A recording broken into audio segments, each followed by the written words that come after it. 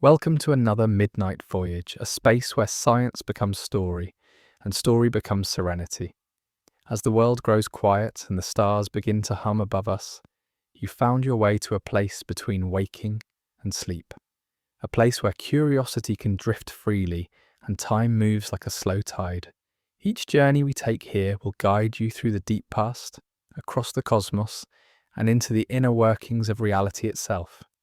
Sometimes we'll wander through the formation of planets. Other times we'll glide along the fabric of space-time or walk quietly through the footsteps of history. But no matter the destination, the path will always be gentle, mindful, and crafted to help you relax, reflect, and, if you wish, sleep. Before we begin tonight's journey, I'd love to hear from you. What time is it where you are right now? Is it midnight, 3 a.m., or those quiet moments before dawn when the birds start to sing? Feel free to share in the comments and connect with fellow voyagers. We'd love to know what part of this voyage intrigues you most. That is, if you are still awake to experience it. Remember, this isn't just a broadcast, it's a community of quiet travellers.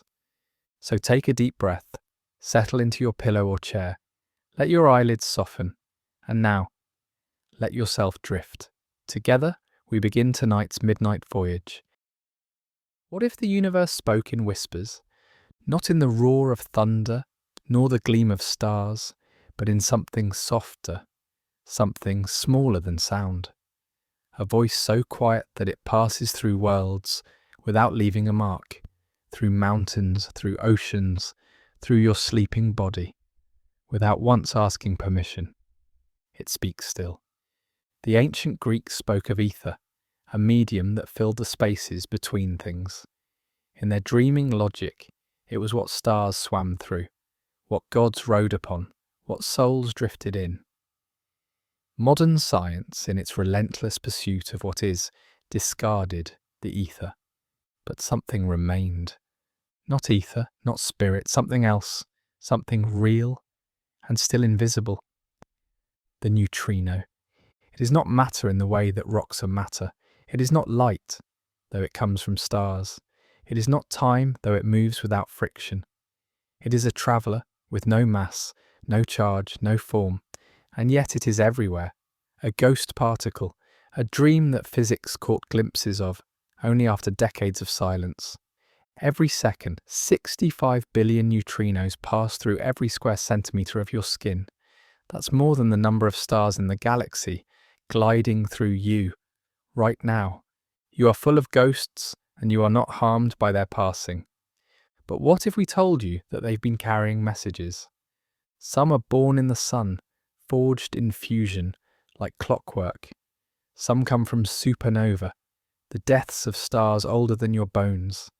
And some come from galaxies you've never heard of, in directions the night sky does not name. They have travelled longer than human history has existed. And yet, they do not slow down. They do not decay. They do not rest.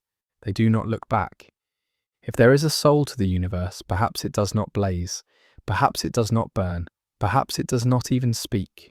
Perhaps it glides, unseen, unfelt, but present.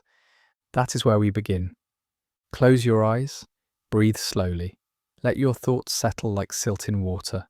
And listen, not with your ears, but with that quiet part of you that dreams. We're about to drift with the neutrino, through time and stone. You are not alone in the quiet. All around you, and even within you, a ceaseless, invisible rain is falling. Not of water, not of light, but of something much stranger. Something older than stone, faster than any bird, and lighter than a shadow. It falls not from the sky, but through it. Through your house, through the earth, through you. These are the neutrinos, the ghost particles. Every second, trillions of them pass through your body. Not one or two, not hundreds, but more than the number of grains of sand in the world, flowing through you like wind through empty branches. And yet, you feel nothing. No tremble, no hum. They do not bounce nor scrape, nor heat the skin. Most will never touch a single atom in your body. They slip through as though you are not even there. This is not science fiction. This is reality. Right now, as you lie in the stillness of night, a blizzard of ghost matter drifts through your veins. The light from stars takes centuries to cross galaxies. But neutrinos take shortcuts. They ignore mountains. They ignore oceans. They do not blink at the furnace of a star or the pull of a black hole. They simply move on. They're not made of light nor of matter in the way we know it. They're not even entirely sure of who they are. Sometimes they change identities mid-flight, flickering between forms like dreams in a sleeper's mind. But we'll come to that later. First, let us stay here, in the dark, in the quiet, with the soft thought of something so vast, so constant, and so silent that we almost forgot it was real. The universe has been whispering to us for billions of years, and only now are we learning to listen. Beneath your feet lies stone, hard, ancient, unmoving.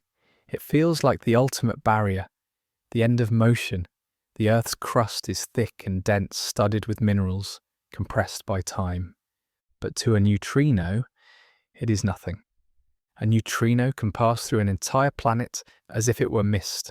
A neutrino, born in the heart of a star, might enter the Earth near the Arctic, travel straight through 10,000 kilometers of iron and magma, and exit unscathed from the Antarctic ice, all in a blink. Not deflected, not absorbed, not delayed. This isn't because Earth is weak. It is because the neutrino is shy. It does not like to interact. It can pass through light years of lead without once making a sound. It has almost no mass, no electric charge. It is so faint that for decades scientists weren't sure it was even real. And yet it is everywhere. The stone you walk on, the sky above, the oceans between the continents, all are bathed in neutrinos from the sun. Every time a hydrogen atom fuses deep within that stellar heart, a neutrino is born. It escapes the sun before light does. Light gets tangled, bounced, delayed for hundreds of thousands of years. But the neutrino, it leaves at once, free. It is the first thing to arrive, always. There was a time when the Earth itself was covered in fire, the birth of the planet, when magma rolled in waves and the sky was red with ash. Even then, neutrinos were passing through. There were neutrinos falling before the first oceans, before the first trees, before the first fish drew breath. The Earth has never been a solid thing, not to them. It is a ghost world to a ghost particle. Imagine this, a story told without words, without light, without sound. A neutrino leaves a supernova, a dying star, deep in some spiral arm of the galaxy. The explosion is cataclysmic. The outer layers of the star tear themselves apart in one blinding flash. But the neutrino does not stay to watch. It is already gone. No delay, no resistance. It flies. It crosses light years, through the arms of galaxies. It brushes the edge of black holes. It glides through nebulae and dark matter clouds. Not even gravity bends it much. Then, one day it reaches Earth, and it enters the ground, through mountains, through caverns, through the walls of laboratories, through shielding and sensors and human skin. For a moment, a brief flicker, it touches something. A proton, a neutron, a nucleus of an atom buried deep beneath Antarctic ice. And the world flinches, just slightly, just enough. One faint signature, one silent spark. That is how we know it existed. A story told by what barely happened, a story without light. There is a certain kind of riddle that nature writes in silence. For centuries, physicists tried to trace every particle in the dance of matter, from the obvious ones like atoms to the smaller ones within, and the forces that bound them. They catalogued electric charges, gravitational pulls, nuclear forces. They weighed the weightless and mapped the stars. But one thing always seemed missing. It was as if something invisible kept slipping through the cracks. Something was off in the mathematics. When particles decayed, when one form of matter transformed into another, something didn't quite add up. Mass vanished. Momentum shifted. It was as if a phantom was taking something with it and walking away unseen. This wasn't carelessness. It was a sign. So in 1930, a young physicist named Wolfgang Pauli proposed something radical, not with fanfare, but almost with apology. In a letter he wrote to his colleagues, "Dear radioactive ladies and gentlemen, I have done a terrible thing. I have postulated a particle that cannot be detected." He wasn't being poetic, he meant it. He had imagined into being a particle so shy that it could not be seen, heard or touched, only inferred, like a footprint in snow that vanishes before your eyes. He called it a neutron at first. The name would change. Later, Enrico Fermi, who made the ghost real in equations, renamed it the neutrino. The little neutral one. It had no electric charge, almost no mass, and no place in our senses, but it made the math work. It filled the hole in the universe, and so it was believed, not seen, not caught, just trusted for decades. Like a myth whispered by the laws of conservation. A particle without a face. If you held a neutrino in your hand, you wouldn't know it. It would not glow, it would not pulse, it would not warm your skin, it would not rest in your palm, it would not leave a mark when it left. You could pass your fingers through it 1,000 times, and you'd never touch it once. Even now, in the 21st century, detecting a single neutrino requires enormous effort. We build vast tanks filled with hundreds of thousands of tons of water. We bury them beneath mountains or deep beneath polar ice. We wait in darkness. We surround the water with sensitive photomultiplier tubes, giant eyes that watch for light far dimmer than a candle's flicker. And still, we are lucky to catch a few. Why? Because the neutrino does not interact. That is its defining feature. It dances on the very edge of existence, interacting with the universe through only the weakest of forces. It is like a shadow walking through wind. It can pass through light years of lead and emerge unchanged. It is in every sense a ghost. Yet despite this, the universe produces them in overwhelming abundance. The sun alone emits 1028 neutrinos per second.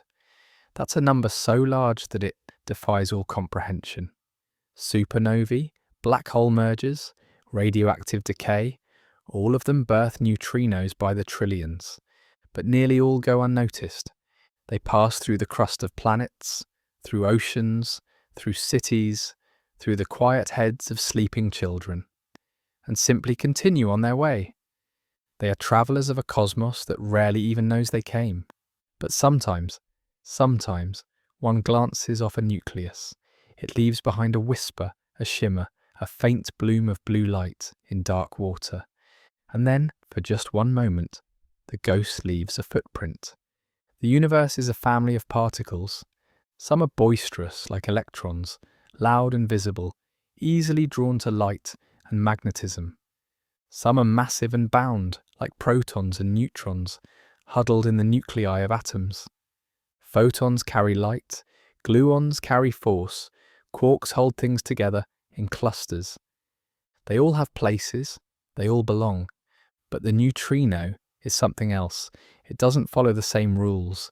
It doesn't even seem to obey mass, at least not in the way we understand it. For decades it was thought to be completely massless, like light.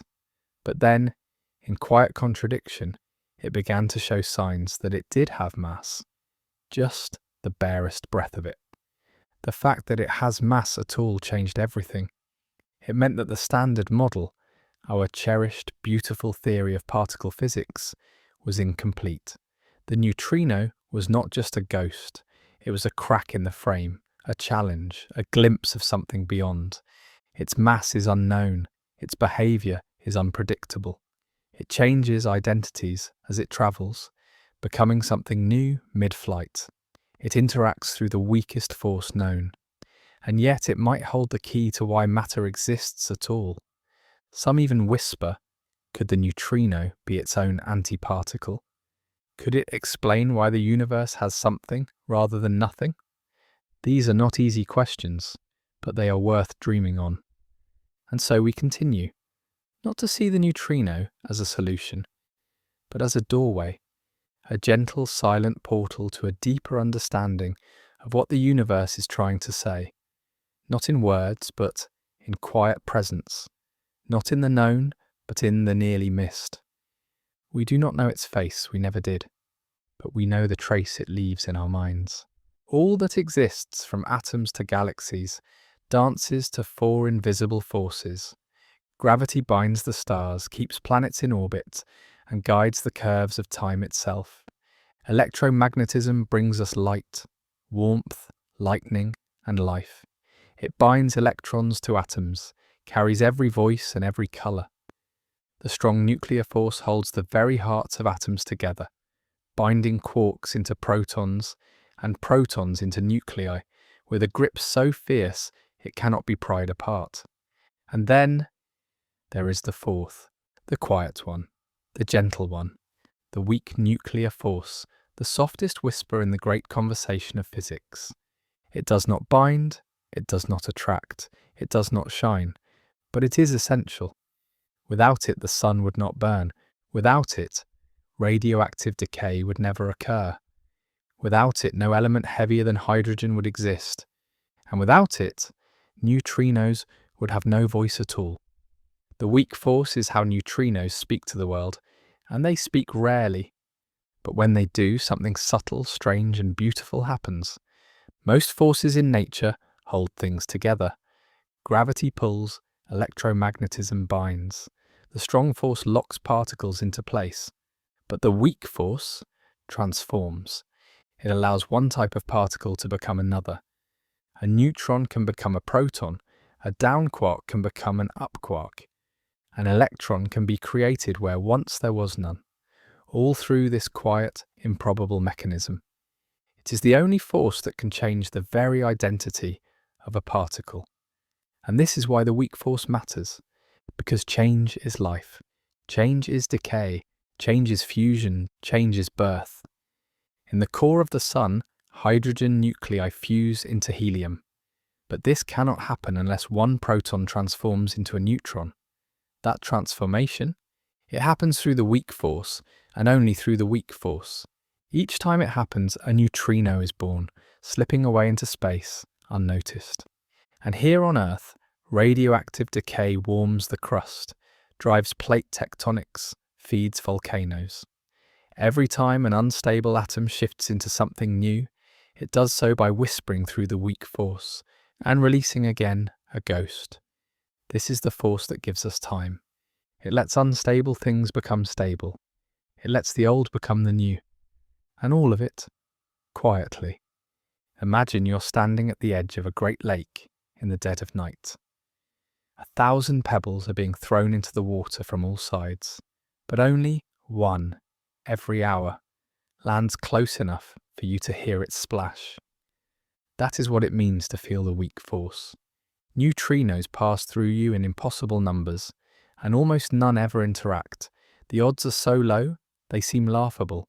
1 in a trillion, perhaps, for any single particle to bump into an atom in your body. But still, sometimes it happens. A neutrino brushes past a neutron. There is a flicker, a recoil, a flash of light. Just a moment, just enough. This is why scientists build vast detectors, because they know that somewhere, among the endless silence, there will be a single note, a tiny signal from a ghost. And that note is played by the weak force, a force that never binds, never attracts, never screams, but changes the universe nonetheless. The sun shines because of it. The earth breathes heat because of it. You, lying in the dark, are kept warm by its ancient effects. And every neutrino, in its eternal drift, waits for just one thing. A chance to speak through this force, not loudly, not often, just once, and then the silence resumes. What is the world made of? Not in the poetic sense, but the literal one. If you peeled back the layers of all things, trees, stones, oceans, bones, how far would you go before the fabric of existence stopped unravelling? For a long time, humanity believed it ended with the atom. a miniature solar system of electrons orbiting a tiny core. The very word atom means uncuttable, the indivisible heart of matter. But atoms were only the beginning. Within them lay protons and neutrons, packed tightly in the nucleus, smaller, stranger, heavier, and surrounding them, the ethereal cloud of the electron, light and quick but essential for chemistry, for bonding, for light. And still we searched deeper. Protons and neutrons, we discovered, were not fundamental either. They were composite, made of quarks, tiny constituents with names like up and down. Electrons, on the other hand, seemed to be fundamental, no inner parts, no hidden layers. And then came the neutrino, elusive, unseen, lurking in the math, born in the fire of the stars, passing silently through the earth. Together, these particles, quarks, electrons, neutrinos, make up the standard model. A theory, a framework, a kind of dream map of reality's smallest parts. To most, it seems like a list of abstract names, but for those who listen closely, it's a story of families, of forces, of rules, and of exceptions. And the neutrino, it is the ghost in that family tree. Let us begin with the leptons. The word lepton means light one, and it refers not to brightness, but to mass. Leptons are a family of particles that do not experience the strong nuclear force. They do not stick together inside atomic nuclei. They drift freely, unbound by the glue that holds quarks in place. There are 6 leptons arranged in 3 generations: electron and electron neutrino, muon and muon neutrino, tau and tau neutrino. Each generation is like an echo of the previous, heavier, rarer, more short-lived, but otherwise nearly identical. The electron, of course, is the lepton we know best. It surrounds the nucleus of every atom, forming the scaffolding for all molecules, all chemistry, all life. Without electrons, the universe would be a cloud of lonely nuclei, forever unable to bond. Then there's the muon, heavier than the electron, but unstable. It lives for only microseconds before decaying. We don't notice it in daily life, but it rains down on us from the sky, born of cosmic rays hitting the atmosphere. And finally, the tau, even heavier, even briefer, a thunderclap in the subatomic world, gone before it's even begun. With each of these 3 charged leptons comes a neutrino partner. The electron neutrino, muon neutrino, and tau neutrino are like silent twins, almost massless, chargeless, invisible. They don't bind to atoms, they rarely interact, but they're always there, created alongside their siblings in radioactive decay or nuclear fusion, like a breath escaping alongside the voice. And what makes the neutrino so strange, even among its fellow leptons, is that it seems to slip between these categories as it travels. It might begin life as an electron neutrino, but a few hundred kilometers later, it could arrive as a muon or tau neutrino. This behavior, called oscillation, is impossible unless the neutrino has mass, and yet its mass is so faint, so small, that we still don't know how much it weighs. Among the leptons, the neutrino is the softest footfall. It is not a particle of action, but of passage, not a builder, but a traveller. The quarks are the opposite of the leptons. Where leptons float, quarks bind. They are never found alone. Instead, they combine in tight bundles, trios and pairs, locked together by the strong nuclear force, the mightiest interaction in the universe. Without quarks, there would be no protons, no neutrons, no atoms, no stars, no breath, no Earth. There are 6 types, or flavours, of quark, up and down, the lightest and most common. Every proton is made of 2 up quarks and 1 down. Every neutron, 2 down and 1 up. Strange and charm, heavier, rarer, born in high-energy collisions, and fleeting in time. The charm quark in particular carries an air of elegance, a heavier echo of the up quark, appearing only when the universe flares in intensity. top and bottom, the heaviest of all, massive enough that their very existence reshapes space-time. The top quark, in fact, is heavier than an entire atom of gold, and it decays almost instantly after it's born. Quarks are held together by gluons, the messengers of the strong force. Unlike photons, which carry light but do not interact with each other, gluons can stick to themselves, binding in a chaotic but beautiful swirl of internal colour and charge. And yet, quarks never meet neutrinos in open space. Their realms are separate, but deep inside stars, inside supernovae, inside detectors and accelerators, their paths sometimes cross. In a rare moment, governed by the weak force, a neutrino may pass near a neutron. A down quark inside the neutron might flip into an up quark. The neutron becomes a proton. The neutrino becomes an electron. A transformation occurs. This is not a collision. It is a whispered change mediated by the weak force. The neutrino in this moment becomes the messenger of transformation. Not a fighter, not a builder, but a quiet initiator of change. And so the particle zoo is not chaos. It is a catalogue of being. A list of the building blocks that make stars, galaxies, planets and people, quarks and leptons, forces and fields, mass and spin, each with a name, a symmetry, a place, and among them, the neutrino. A quiet member of the family, not heavy like a quark, not bright like an electron, but always present, always moving, always changing. It does not carry charge, it does not build matter, but it carries information. It carries history. It carries the story of the violent, glowing places from which it came. And it carries that story through you, right now. As you lie in stillness, ghost particles from supernovae, from fusion in the sun, and from the radioactive heart of Earth are passing through you by the trillion. You are part of the zoo, and the neutrino, silent, faceless, passing, is already on its way to somewhere else. At the centre of our solar system hangs a star. We call it the sun, and we treat it as familiar. A bright circle in the sky, a source of warmth, a giver of seasons. But the sun is not gentle. It is not calm. It is not familiar.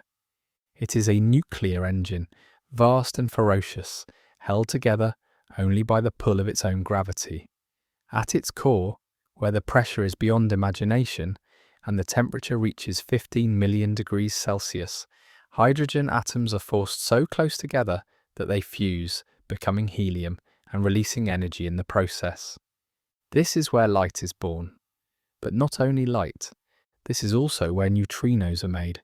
Each time two protons collide in the sun's core and begin the long chain that ends with helium, a neutrino is created. It escapes almost instantly. While the photons, the light particles, may take tens of thousands of years to bounce their way out of the solar interior, the neutrino is gone in less than a second. Unscattered, unstopped, free. From the moment fusion occurs, the neutrino has left the sun behind. It travels at nearly the speed of light, straight through space, directly to us.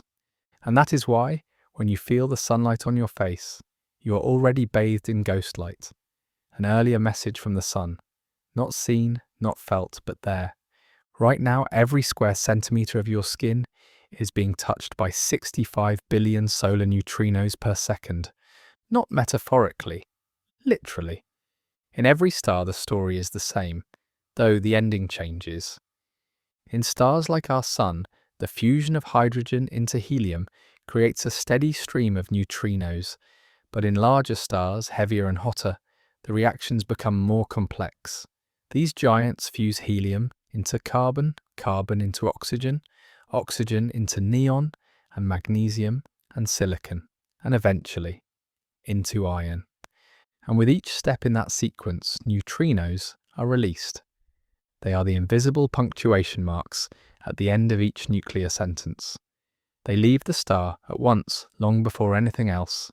They carry with them the fingerprints of the process that created them, the temperature, the density, the type of fusion that occurred.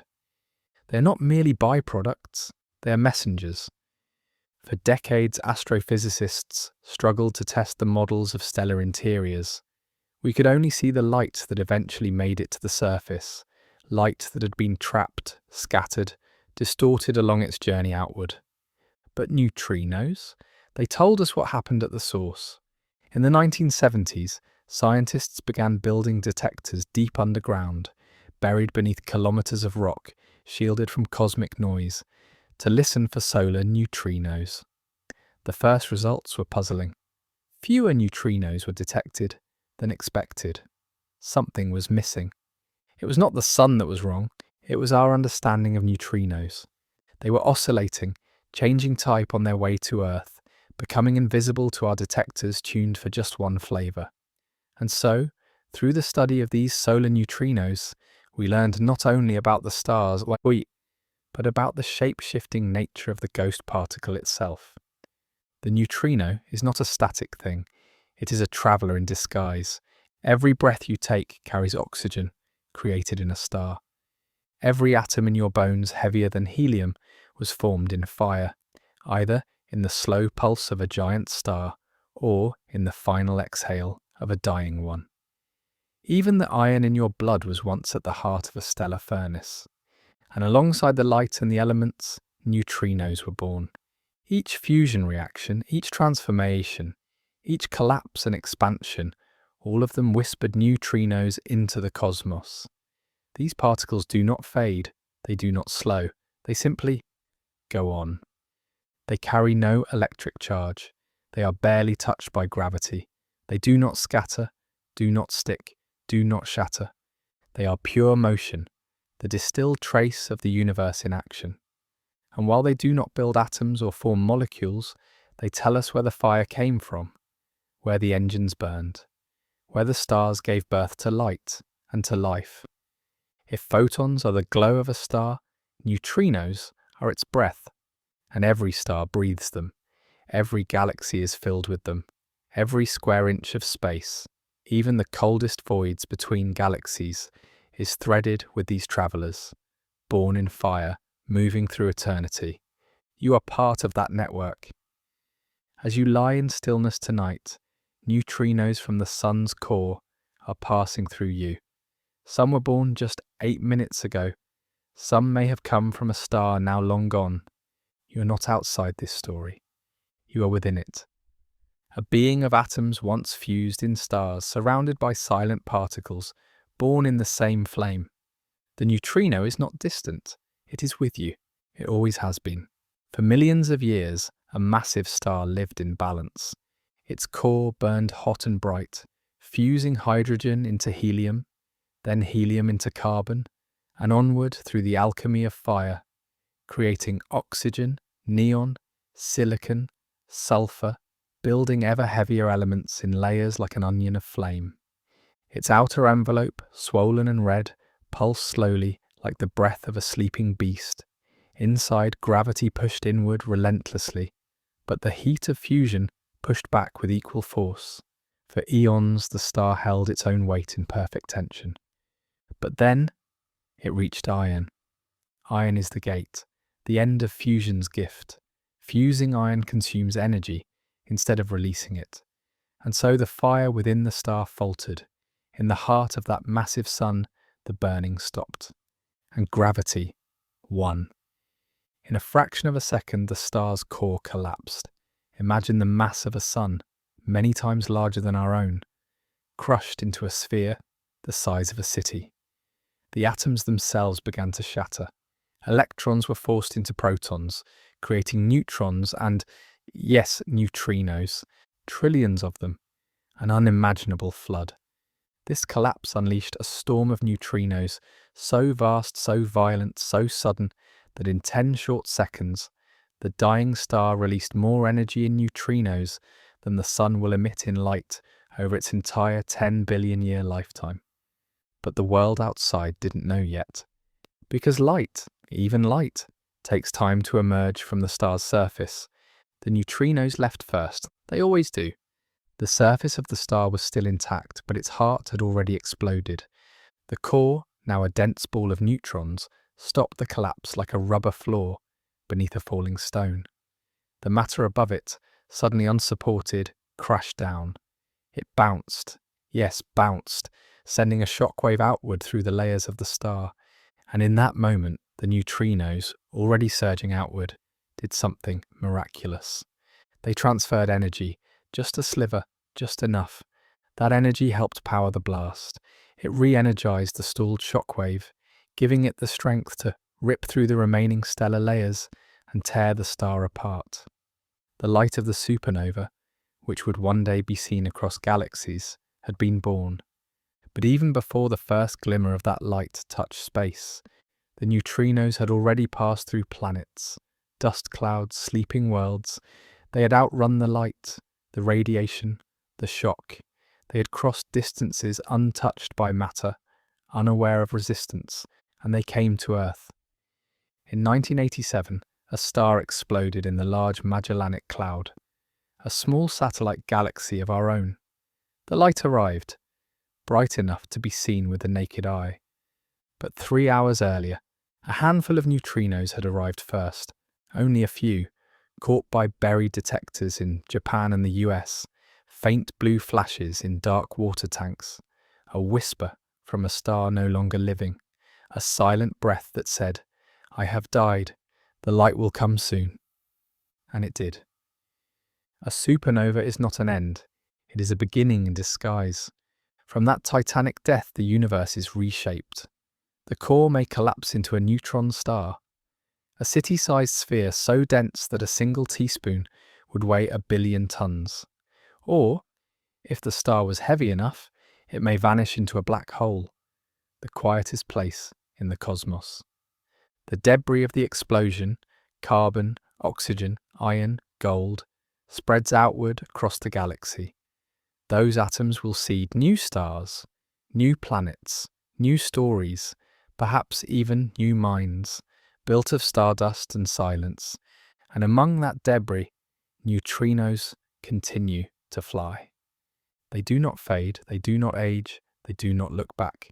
Some are still travelling now, from supernovae millions of years old, from explosions that happened before humans walked upright, before Earth had trees, before the moon had cooled. They move at nearly the speed of light, unchanged. And some, yes, some are passing through you now. You carry them. In your body, in your bones, a whisper from a dying star may be passing, unnoticed, and it's not alone. These ghost particles are the only direct messengers we receive from deep within stellar death. Light shows us the surface. Neutrinos bring the story of the core. Not the flame, the final breath. So sleep now, and dream not only of stars but of the silence that follows them, of the soft breath of their dying light, already on its way. At the smallest scales, identity is a wave. A neutrino begins as one thing, and becomes another, not once but always. In this quiet phenomenon, we glimpse a law not just of particles, but of existence. What does it mean to be something? When a neutrino is born, perhaps in the furnace of the sun, or in the death cry of a supernova, it emerges as a specific flavour, an electron neutrino, for example. This is how it enters the world.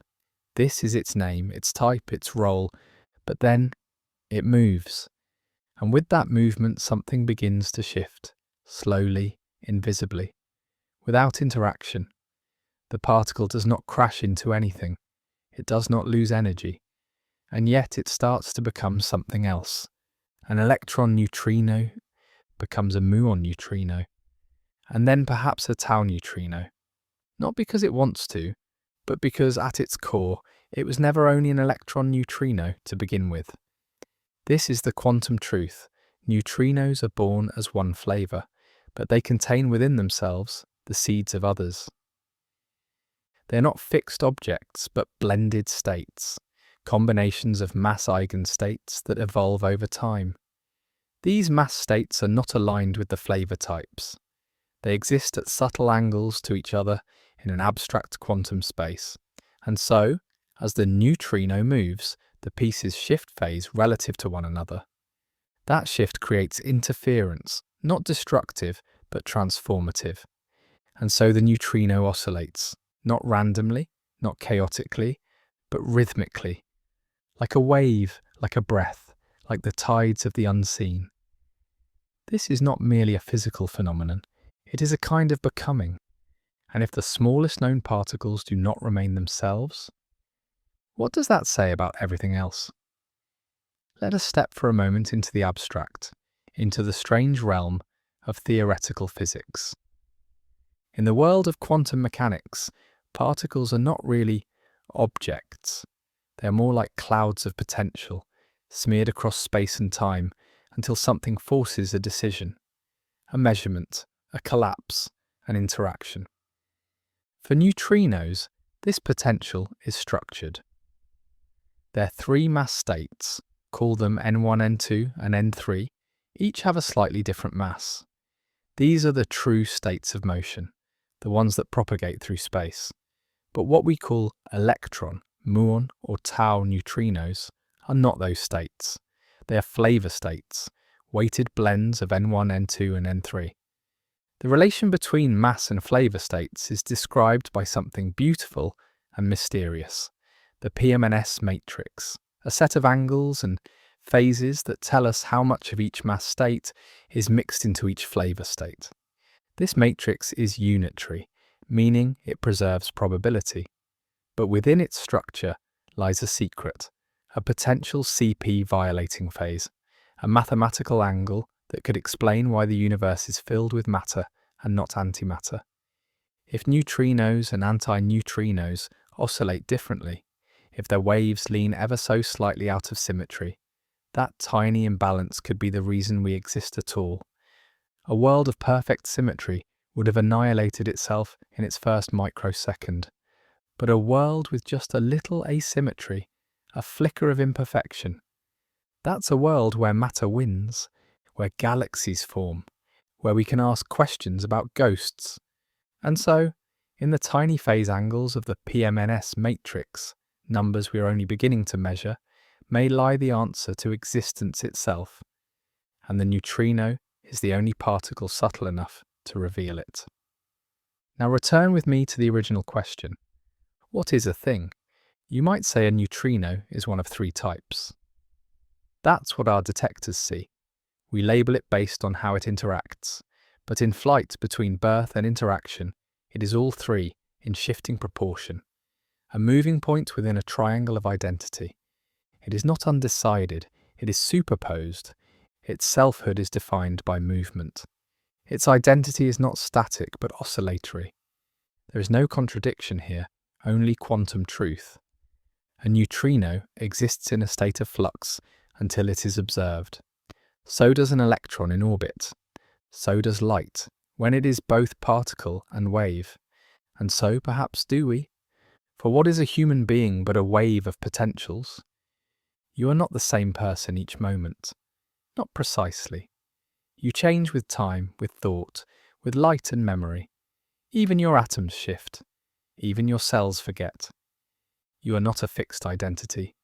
You are a symphony of selves, a superposition of memories, instincts, hopes, and fleeting desires. The neutrino does not decide what to be. It is its becoming. And so maybe are we.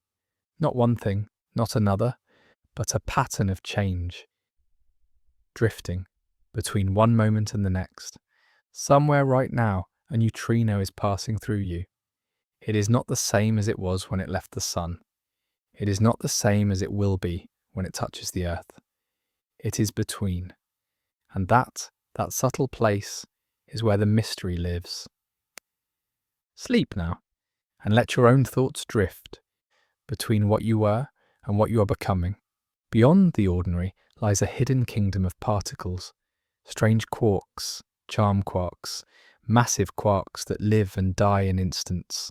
Neutrinos do not dwell there, but they sometimes pass through, like wind through firelight. By now we know the familiar quarks. Up and down, they build the protons and neutrons that make up every atom, every mountain, every star. They are the foundation stones of matter, and we are built upon them. But nature, ever the artist, painted with more than just these two. There are 4 more quarks, rarer, stranger, heavier. They do not appear in stable atoms or quiet worlds. They live in the fleeting moments after collisions, in the hearts of stars, in the breathless aftermath of cosmic violence. Their names are strange in more ways than one: strange, charm, bottom, top. Together, they make up the full 6-flavor structure of the quark world. But why do they exist? They do not help build hydrogen. They do not shape molecules. In everyday matter, they're invisible. And yet, they're real. We have seen their traces in particle accelerators, in high-energy collisions, in the debris fields of decaying particles. They're not useful, but they are necessary for the standard model to be complete. And so we meet the charm quark, elegant in name, elusive in behavior. It does not last, it cannot. But in its short, shining moment, it helps us understand that reality is not built only from what endures, but also from what appears for a moment, then fades. The charm quark is heavier than the up or down, about 1.3 GeV in mass, still unimaginably small by human terms, but heavy enough to be unstable. It exists only in exotic conditions, high-energy particle collisions, cosmic ray impacts, or the fiery chaos of a star's collapse.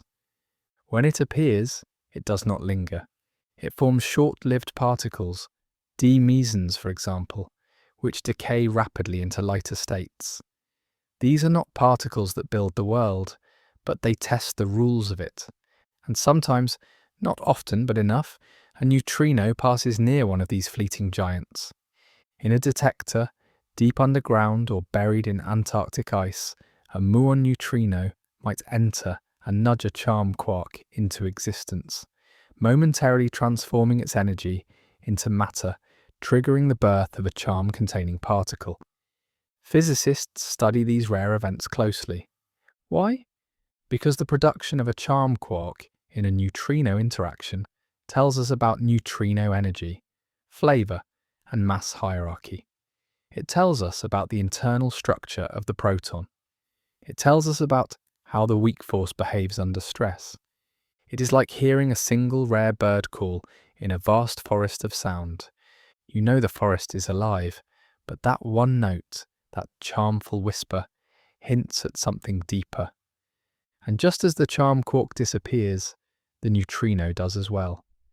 Its presence marked not by permanence, but by transformation. Why does nature make particles that vanish? Why give us charm and strange, top and bottom, if they do not endure? Some physicists call this the problem of naturalness. Why should the top quark be 100,000 times heavier than the electron? Why should the charm exist at all if it plays no obvious role in forming atoms? The answer is not yet known, but there are theories. Some believe the heavier quarks hint at a deeper symmetry, that the particle families, with their masses and mixings, are not random, but shaped by patterns we have only just begun to glimpse. Others suspect they play a hidden role in the early universe, in the primordial plasma that existed microseconds after the Big Bang, when the universe was too hot and dense for ordinary matter to form, and all particles lived in a democratic chaos of creation and decay. In that chaos, the charm quark was not rare. It was home. And perhaps neutrinos, born in that same chaos, remember it still. Even today they carry the memory of that early fire, that symmetric dream before structure and time. They brush against charm like a half-forgotten song, like a scent on the wind that reminds you of somewhere you've never been. Neutrinos do not often meet the charm quark, but when they do, something ancient stirs. The rules of the standard model shimmer, the limits of matter blur, and the ghost particle reminds us the universe is not just built from what remains, it is shaped profoundly by what briefly was. The standard model was meant to be the final catalogue of reality's smallest pieces, but neutrinos whisper otherwise.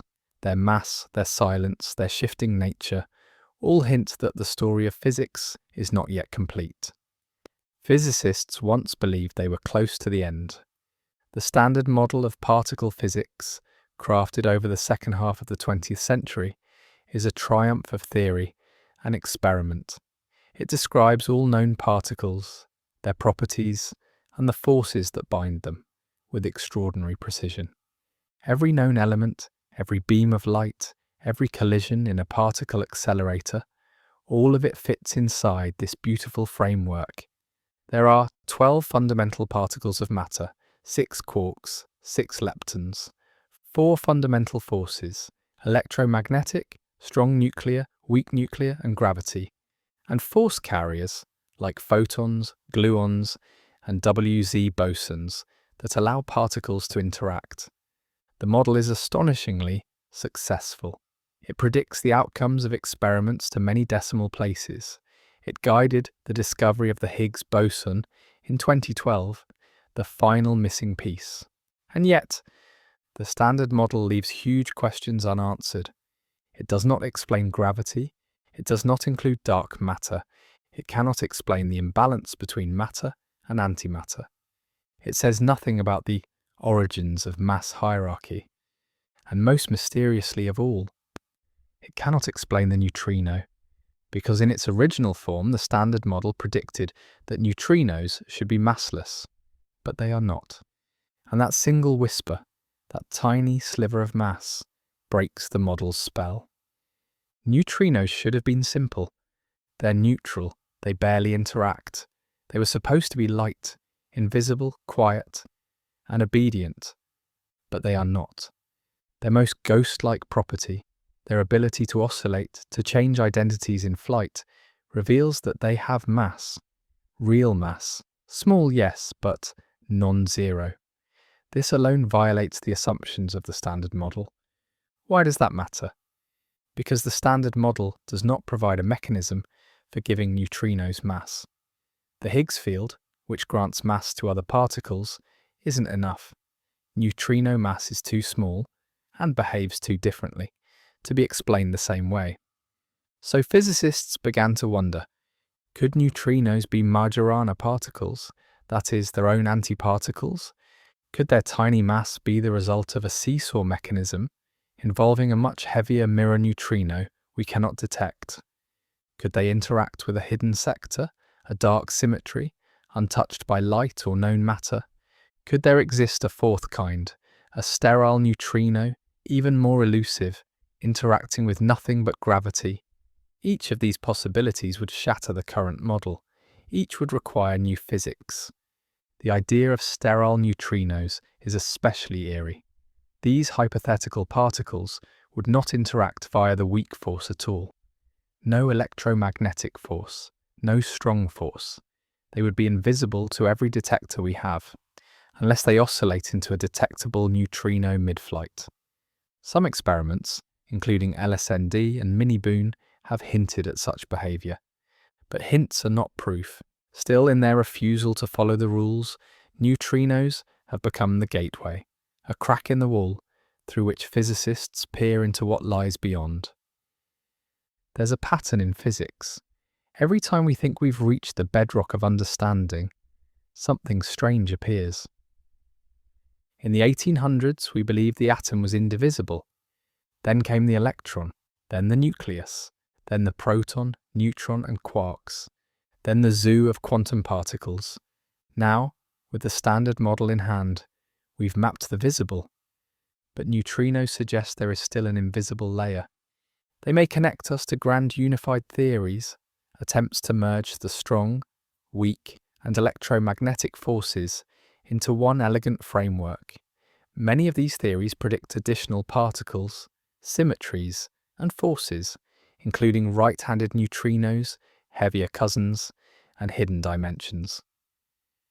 Some believe neutrinos are the tip of a higher dimensional iceberg, their strange behaviour a shadow of a reality we cannot fully see, a universe not of 3 spatial dimensions, but many, a hidden geometry that shapes everything from behind a quantum veil. Others think they hold the key to quantum gravity, or to string theory, or even to the puzzle of time itself.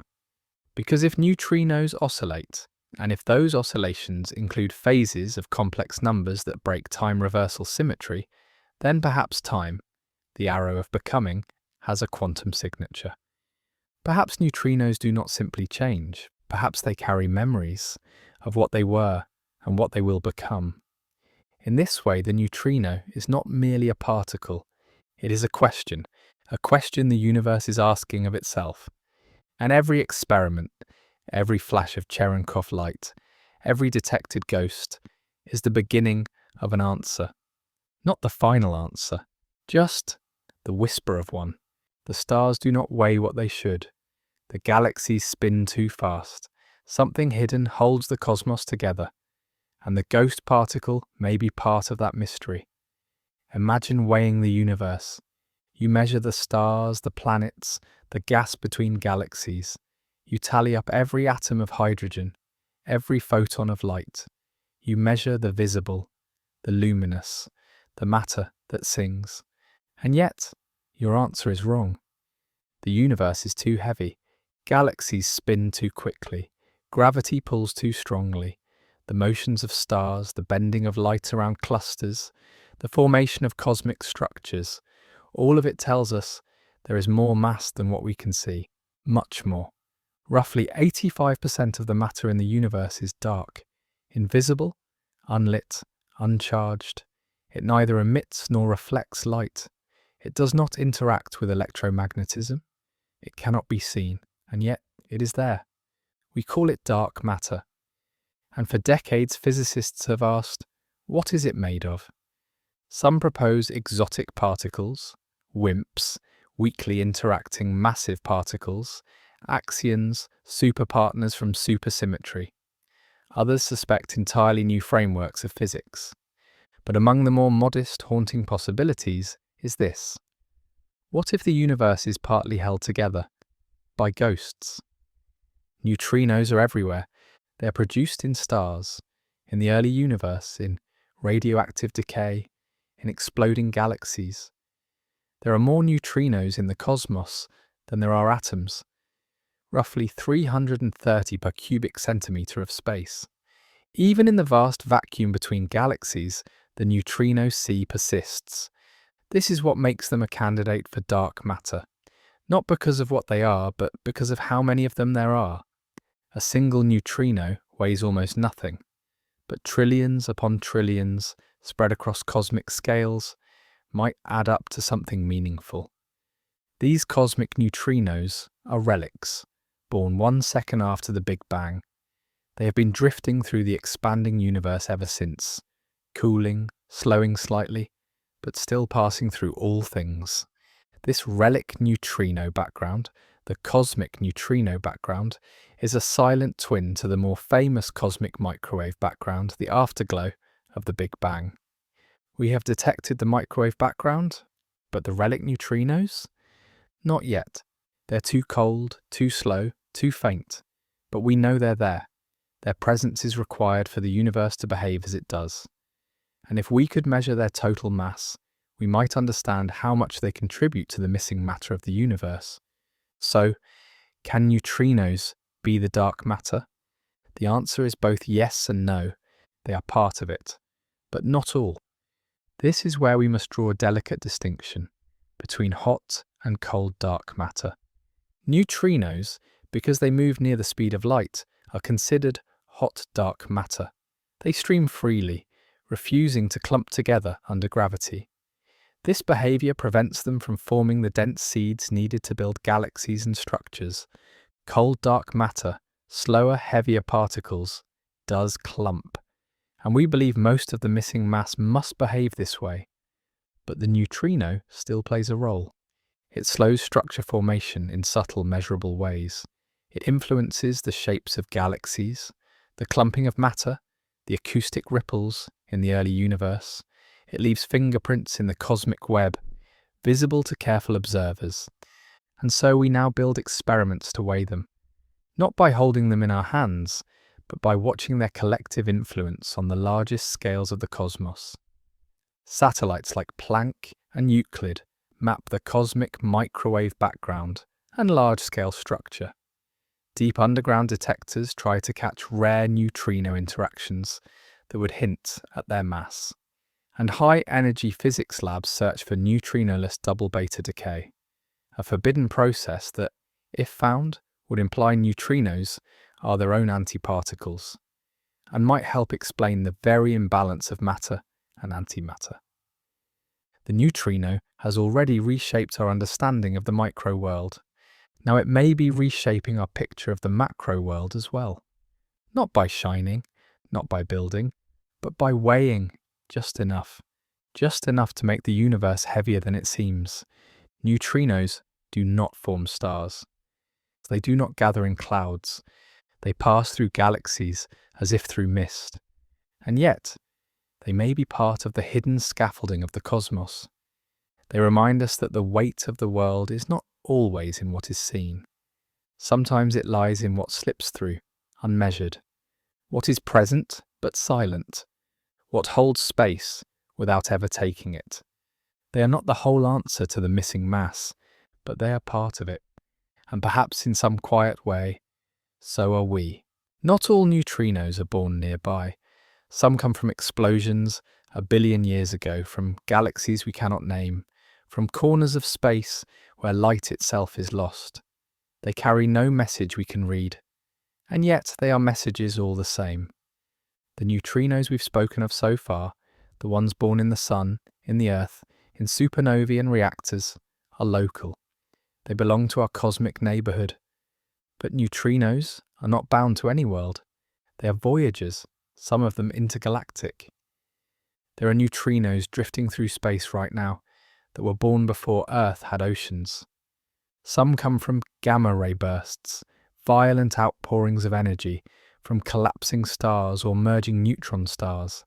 Others may come from active galactic nuclei, where supermassive black holes devour matter and spew jets of particles across millions of light years. These are some of the most energetic events in the known universe, and in their shadows, neutrinos are made. Not in handfuls, but in floods. And then they are gone. Not gone as in destroyed, but gone as in moving, outward, away, into the darkness between galaxies. They travel for millions, even billions of years, untouched, through plasma clouds, magnetic fields, relic radiation, through the silent tapestry of space. No star stops them, no planet bends them. They do not interact, they do not fade, they simply move forward, carrying with them the only direct signature of the event that birthed them. A message. But a message in a language without words. In 2013, a new kind of astronomy began. It didn't use a telescope, it didn't look up, it looked down, into the ice of Antarctica. Buried beneath 2.5 kilometers of solid ice, the IceCube Neutrino Observatory detected 2 extremely high-energy neutrinos. They were later named Bert and Ernie, playful names for particles that had travelled across time. Each of them carried an energy tens of times higher than anything we could produce on Earth, and both had arrived without a known source. No bright supernova, no gamma-ray burst, no visible flare. Just 2 ghostly particles from somewhere. These were not solar neutrinos, nor atmospheric ones. Their energy was too high. Their angle, their timing, their silence, all pointed to a cosmic origin. And in the years since, dozens more have followed. Each time one is detected, scientists try to trace its path backward, triangulating its origin from its angle of entry and the faint light it left in the detector. Sometimes they succeed. In 2018, a high-energy neutrino was traced to a blazar, a black hole-driven jet in a galaxy 4 billion light-years away. We never saw the explosion, but the neutrino saw it. And it came to us, not because we were watching, but because we were in its path. Here's the strange thing about light. It lies, not intentionally, but inevitably. It is delayed, scattered, absorbed, re-emitted, altered. By the time light from a distant galaxy reaches our telescopes, it has been shaped by everything it passed through. Dust, gas, gravity wells. Its signal is rich, yes, but not pure. But a neutrino is not so easily fooled. It does not bounce, it does not bend. It carries the direct memory of its origin, untouched by the intervening chaos of space. In that way, it is the most honest particle in the universe. And because it interacts so rarely, it can bring us information from places where light cannot escape. The cores of supernovae, the depths of neutron star mergers, the edge of black hole horizons. In time, neutrino astronomy may become as powerful as optical or radio.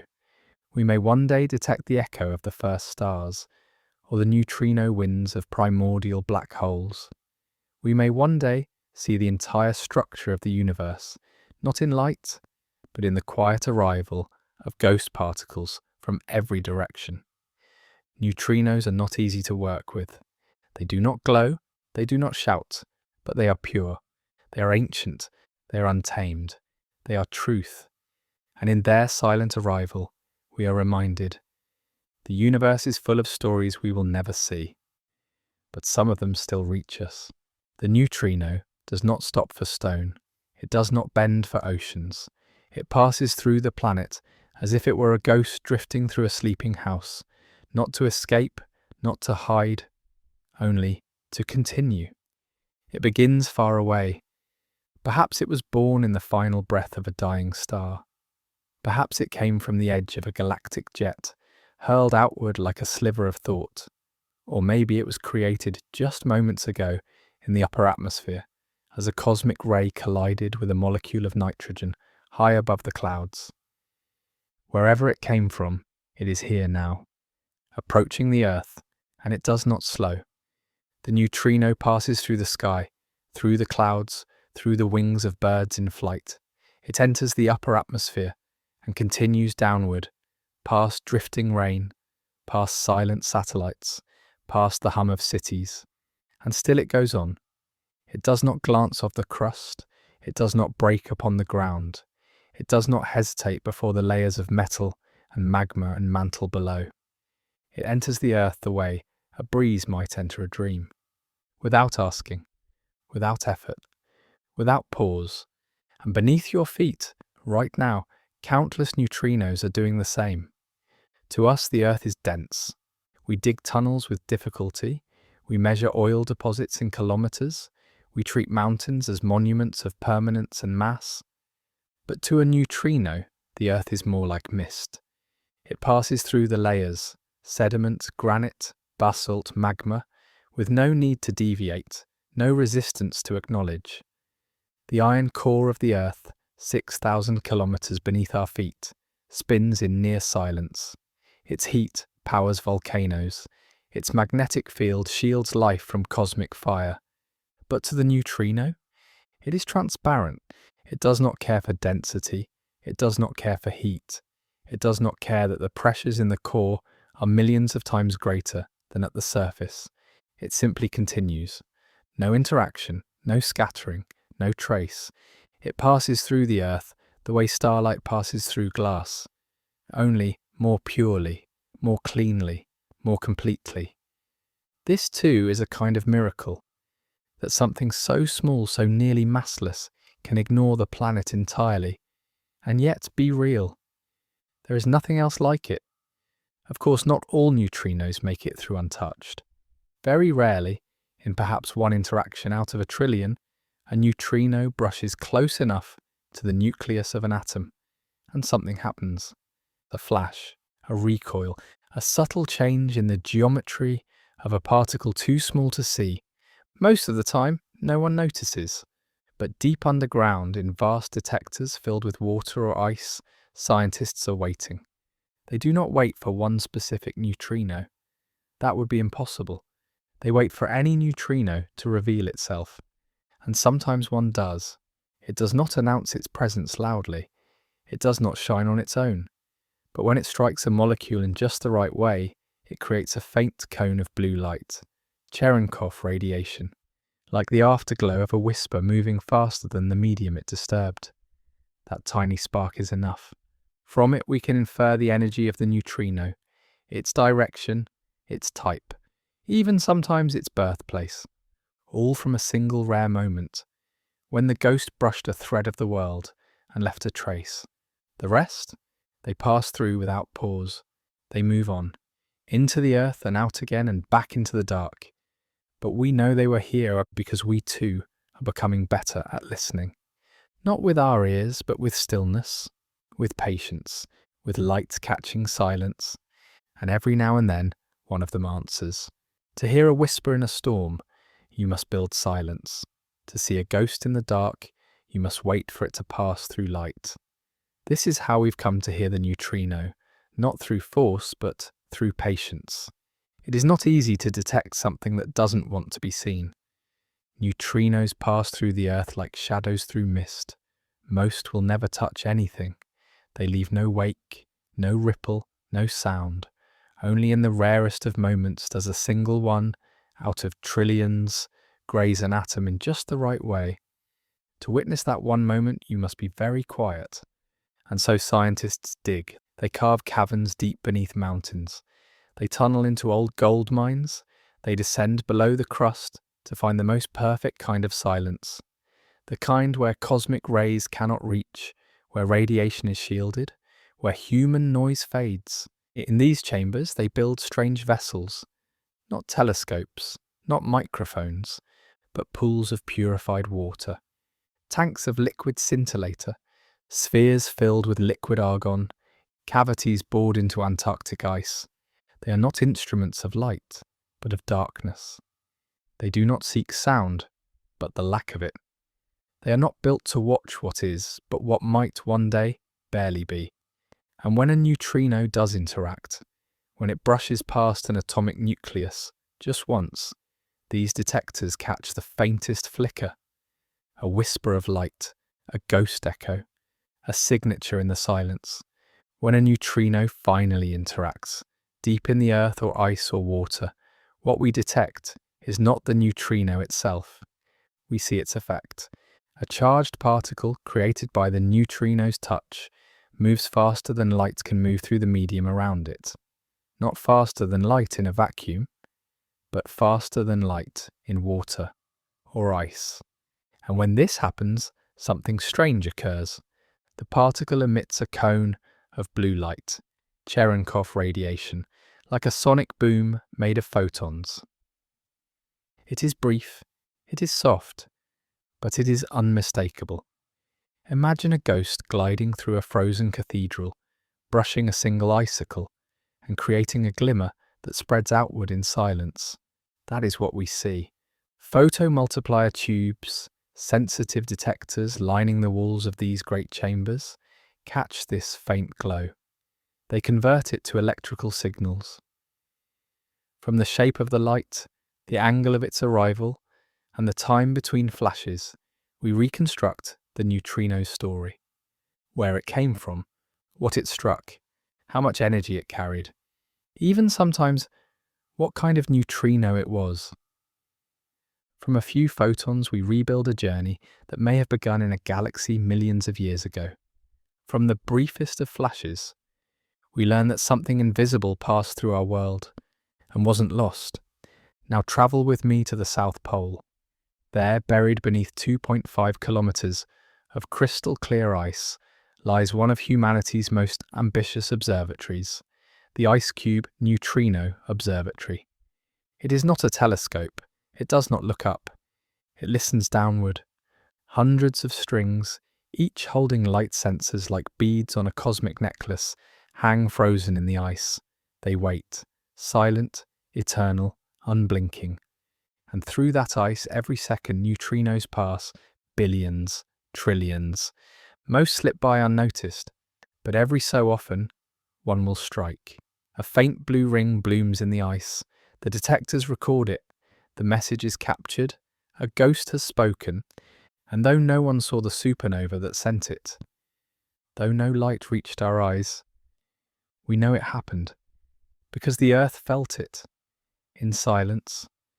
And we were ready. These detectors are not monuments to certainty. They are cathedrals of possibility. They are where humans learned not to demand, but to wait for the faintest touch, the rarest echo, the moment when the universe, unprompted, says, here I am. For decades, the neutrino was only an idea, a necessary fiction to balance the books of physics. But then, in a quiet flash, beneath layers of shielding and doubt, it became real. In 1930, Wolfgang Pauli made a strange and reluctant proposal. Radioactive decay, specifically beta decay, was not behaving as expected. Particles appeared to vanish. Energy seemed to disappear. The numbers didn't add up. Pauli could have ignored the discrepancy, but instead he wrote a careful, almost apologetic letter to a group of physicists. In it, he said, quite literally, "I have done something very bad. I have postulated a particle that cannot be detected." He called it a neutron, not knowing that name would soon be claimed by another. Later, Enrico Fermi formalized the idea. He gave the particle a new name, neutrino, the little neutral one. He used it to build a new theory of beta decay, one that preserved conservation of energy and momentum. But for a long time, the neutrino remained a ghost, unseen, untouched, unprovable.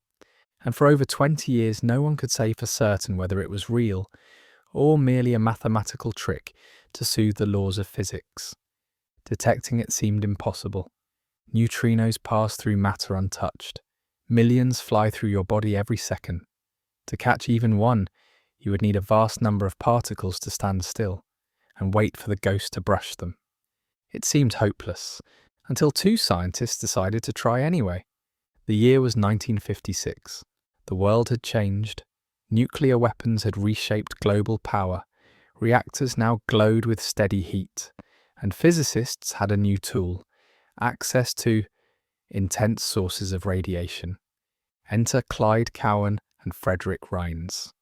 They chose to place their detector next to a nuclear reactor, one of the most intense man-made sources of antineutrinos in existence. There, from the decay of neutron-rich fission products, antineutrinos flowed like invisible fire. Their idea was simple but ambitious. Let the neutrino, or antineutrino more precisely, interact with a proton in water. If it did, it would create a neutron and a positron, a mirror of the electron. The positron would quickly annihilate with an electron, producing two gamma rays. The neutron would be captured a moment later, emitting another signature photon. This double flash, two signals, a whisper and an echo, would be the fingerprint of a ghost. They built their detector in the Savannah River plant in South Carolina, 11 meters from the core of the reactor. A steel tank, a liquid scintillator, photomultiplier tubes to catch the light. And then they waited, and watched, and saw it. The signal was faint, but clear. Pairs of gamma rays, in coincidence with the timing and energy they had predicted. Not one, not a dozen, but many. Statistically undeniable, reproducible, real. In that moment, the neutrino passed from theory into existence. Rines and Cowan published their results in 1956. Years later, Rines would receive the Nobel Prize in Physics for this work. Cowan, sadly, had already passed away. Their detection of the neutrino was not flashy. It was not dramatic. There was no photograph, no direct image, only light, the kind that happens when matter touches what it was never meant to touch. It was a quiet revolution, a validation not only of particle physics, but of a new kind of science, one that believes even the most elusive truths are worth chasing. They proved that it is possible to see what does not wish to be seen, that you can detect a presence by watching for absence, that the universe will reveal its ghosts if you build a dark enough room and wait. Today, neutrino detectors are vastly more complex. We listen for them from the bottoms of oceans, beneath mountains, inside polar ice, but that first moment, that first signal, remains sacred. Because in it we move from wondering whether the neutrino should exist, to knowing that it does. And in that flicker of light, seen by eyes buried in stone, we glimpse the possibility that even the quietest voices in the universe are still speaking. The story began in silence and it ends there too. But now you know what moves in that silence, what passes through you in the dark. The ghost particles are still with you, and always were. Lie still if you can. Let the breath soften. Let the edges of your body blur. Let the silence deepen, like a slow drift into something vast and gentle. As your eyes close, or stay open, dimly watching, the universe continues. But now you know it better. Now you know there are particles passing through you. Even now, trillions of them. From the sun, from Earth's ancient fire, from galaxies far beyond anything light can show you. They pass through you without resistance, without sound, without pause, and yet they're real. Just as real as you, just as old as the stars, just as much a part of the story as stone or breath or thought. You are not separate from the cosmos. You're inside it, and it is inside you. We search for truth in laboratories, in equations, in the deep silence of mountain chambers. But sometimes, the most profound truths drift through us unnoticed, like neutrinos through the earth, like dreams through sleep. So rest now. Let your thoughts scatter like ash on water. Let your breath rise and fall with the rhythm of something older than time. Let yourself be still. And if your mind stirs again, if sleep hasn't taken you yet, there are more stories waiting, more oceans beneath ice, more fire beneath rock, more secrets whispered by light and time and the quiet forces that shaped it all. As our journey comes to a gentle close, whether you're still awake or drifting into dreams, I want to thank you for travelling with me tonight. The universe is vast, full of wonder, and at times full of silence. But here, in this quiet corner of the internet, we take our time to listen, to reflect, to drift. If tonight's voyage brought you peace or helped you discover something new, I invite you to share your thoughts in the comments. Let me know what part of the journey stayed with you the most. If you'd like to join me again on future voyages through time, the stars, oceans, or atoms, you can subscribe. Until next time, dream slowly, sleep deeply, and remember, every star you see has played a part in the unfolding story of life. From the formation of the first atoms to the rise of complex creatures, the history of Earth lives within you. Every step of life's journey, across oceans, through time, and into the stars, is written in the very fabric of your being. I hope you enjoyed tonight's Midnight Voyage. Until we meet again, good night.